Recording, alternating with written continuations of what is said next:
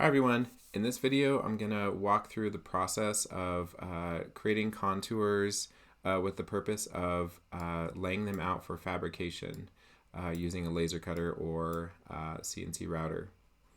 So I'm going to show this file here that we looked at in class, and I'll walk through the process of contouring and laying it out. So to just kind of show some examples of what we're talking about. This Pinterest board, it shows a few different types of contour projects. Some are made out of acrylic, some are made out of paper, some are made out of metal, wood, plastics, different kinds of materials. And so essentially the way you go about creating objects like this is pretty similar to what I'm going to show you.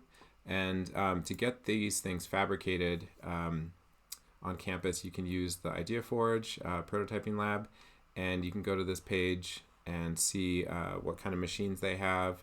And the one we care about right now is the laser cutter, which it looks like as of now they're starting to let people back in to be able to walk through the process and learn how to use it in person.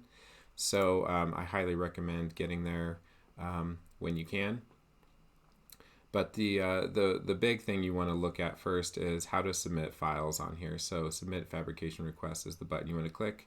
And this form will go to Patrick or Pat. He manages this lab. So you can always email him with any questions specific to the different machines. We'll look at that. If I click on that form, I get two options, printing or laser cutting. I want laser cutting. And so what we want to look at here is sort of the details of the file or of the form, what's requested, and specifically right now, just the file type. So he's looking for DXF files, which is just a drawing format and very similar to working on Illustrator on AI files or EPS files. So we'll take care of creating some DXF files in Rhino. So let's jump over to Rhino. So in here, I have this model, and I'm going to essentially contour it, as you can see in this. This is kind of the final file here. And in the end, the contours I created would look like this as an assembled object.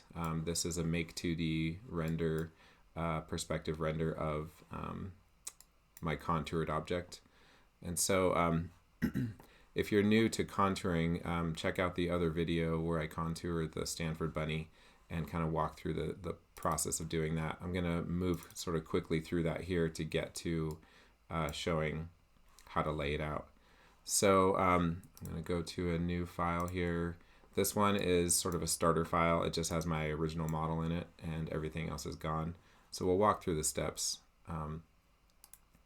to contour it. So if I go here in Rhino, and I'm going to switch this to my perspective view and ZS so I can zoom to selection. I can go here and see my model. This is 8 inches tall, and I'm going to create this physically out of some sort of 1/4 inch material, maybe acrylic, maybe plywood, maybe cardboard. Right now, all I care about is kind of the thickness of each sheet that I would use to produce this physically. So, and what is supported in a laser cutter. Generally, any thicknesses between something that's as thin as paper or a film to 1/4 inch, maybe a little bit above 1/4 inch is pretty average in a 60 to 75 watt laser cutter. So when you're designing for this process, for creating objects using a contouring process, you have to consider the machine capabilities and the material thickness that you would use. So a CNC routing process will accommodate even thicker materials, 1/2 inch, 3/4 inch, 1 inch, and even thicker on many machines. So just consider that something to know. And but for this example, we'll just work with 1/4 inch to demonstrate the process. So what I want to do first is create my contours. So I'm going to do this in my right view. I'm going to select my object and type contour, and I have this guide right here so I can snap to the top and the bottom. So there, up to there, and I want the contours to be 0.25 inches.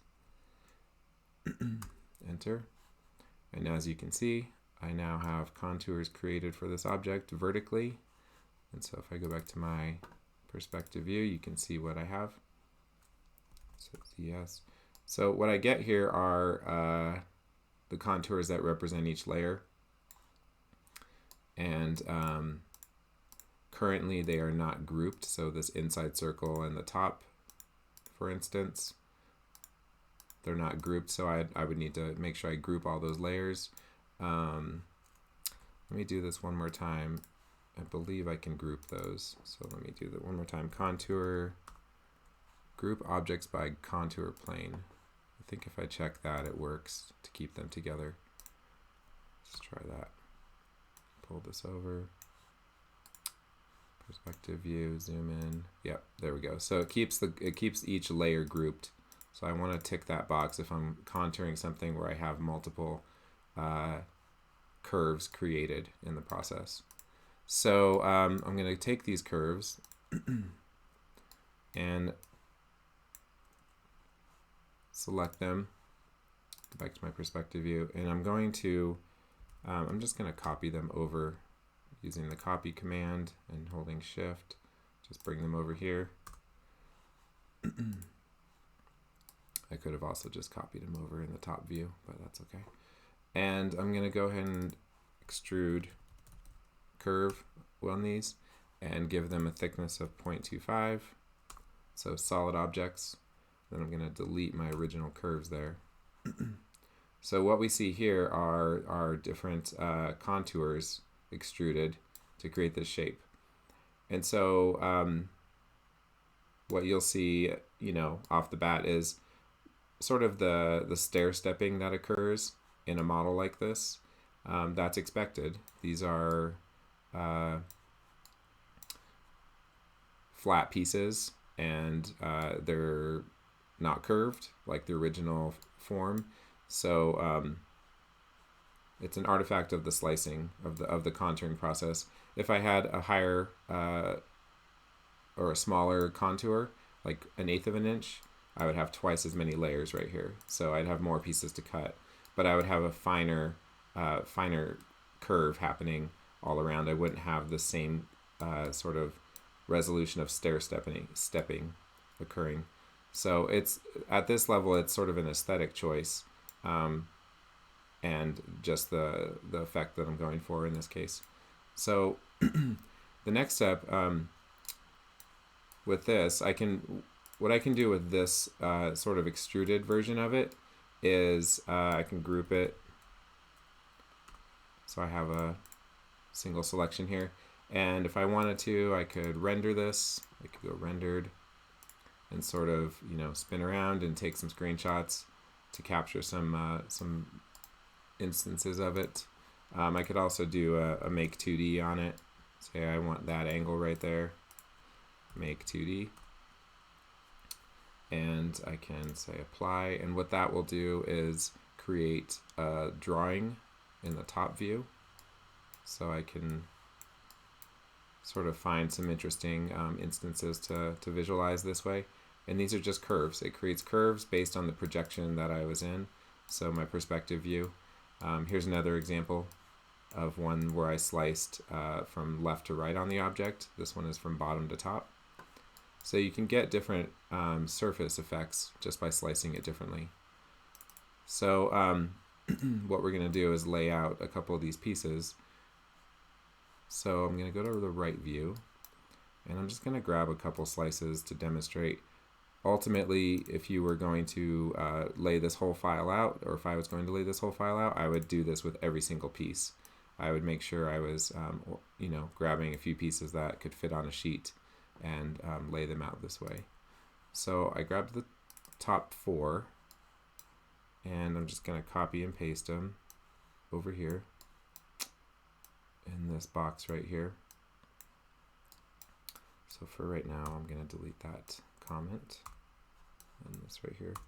So this is my cuttable area in the laser cutter that they have at the IdeaForge. So 32 by 20 is the bed size, the laser bed size, which means my material can only be that size, or it needs to be cut down to that size. So if you're using cardboard or wood or something, you need to make sure you trim it down to fit in the machine. So what I want to do is just go along and kind of pull these out to different places on the sheet. And this is where, you know, depending on the type of design, you can, you know, do things like rotate it so it's like fitting better on the sheet. Something like, you know, something like that, to try to make better use of the material. That's not a very good example. I'll leave these kind of rotated as they are for now, and see if I can just sort of lay them out like this. So, so I have some pieces on a sheet. If I rotate to my perspective view, I actually still, I don't have these sheets down on the ground plane. Currently they're at the level, if I go to my right view or my front view, if I go to my front view, I can see they're actually at the same height as my original contours are, which is fine. What I want to do is go to my top view and delete that box. Go to my top view and use the command project to C plane. And what that's going to do, I'm going to say no. Okay, so done. What that's going to do is if I go to my perspective view, now I can see it projected these curves straight down onto the XY plane here.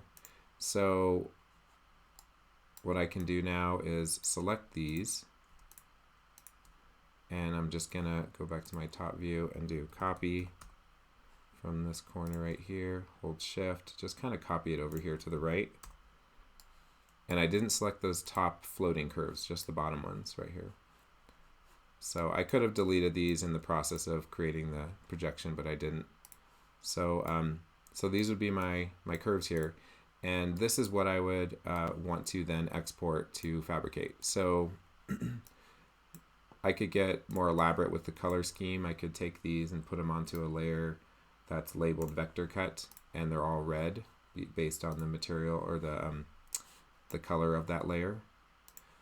The convention I generally use is red is cut, and anything blue would be like a vector score, so cut partially through the material, and anything that's like a filled in black area like text or just an area defined by a black line, that would be like an engrave. But for this example, we're just focused on making cutouts. So the process here then is to get this out of Rhino, is to select the objects you want to export and say export selected. And as I mentioned before, IdeaForge likes to receive DXF files. So I'm going to just go ahead and save this file here. So this file, I'm going to just call it like sheet 1 export, something like that. And if I had multiple sheets, I would start kind of a number sequence. I would say like sheet 2, sheet 3, sheet 4, and so on. And I'm going to actually go to the options of the DXF export. And I created my own export scheme, and let me show you why. If I click Edit Schemes, these are different schemes for exporting the geometry in different ways based on what type of software is going to receive it on the other end. And so default generally works fine, but it changes the color of some of the lines. So what I did was I actually created, based on the default, if you click plus, select your default scheme, click plus, and it'll make a copy of that. And when you do that, there's two settings you want to change. Color by AutoCAD index, click that radio button, and then in the curves, let's see here, or no. Let's see here.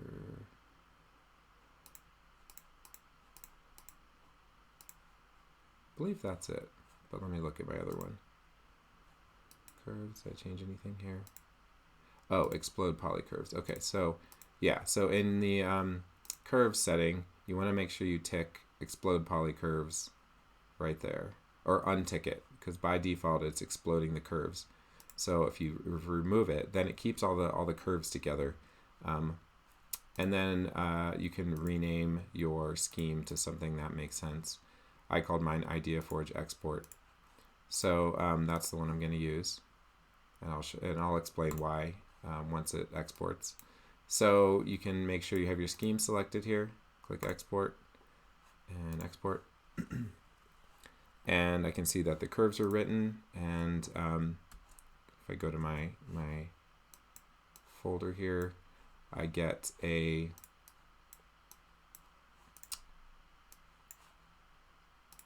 DXF file. So I'm going to just open this in Illustrator to show what I get out. When you import a DXF into Illustrator, this is what you get. So you want to make sure your scale is set up properly. So okay. And so if I zoom out here and actually do artboards fit to bounds, what I have here is, if I turn on outline view, I can see I have my curves. If I select some of the curves inside here, I can see what I get.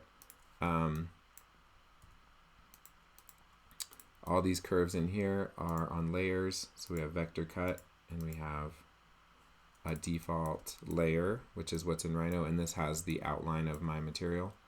So if I select the whole thing, I can see it's 32 by 20 inches. So just as I would expect coming out of here. Let's see here. So this is just for kind of the visualization of the final file.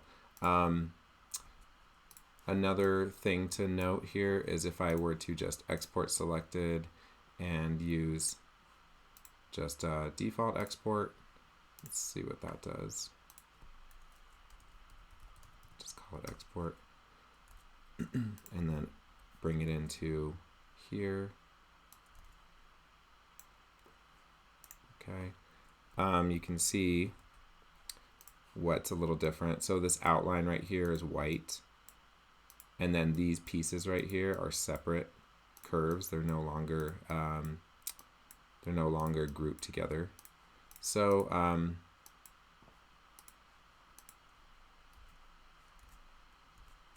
me close this. So we just want to make sure we keep the pieces together in the end. That's what's important. Sending a DXF file over is the preferred way. So any work that's done, for example, in Illustrator, can be imported into Rhino. So let's take this file right here as an example. If I export this, maybe I'll put a box in here too, just to 32 by 20, just to define the outside region of my file here. So from Illustrator going over to Rhino, this is what you would do. So I have everything in here. I'm going to group it, and then I'm going to just save this file. So it's an AI file. And so if I were to go the other way and work in Illustrator and then bring something into Rhino, I would go File, Import, and open this. And I want to make sure the units are correct. And I can say Import. And let's see what happens.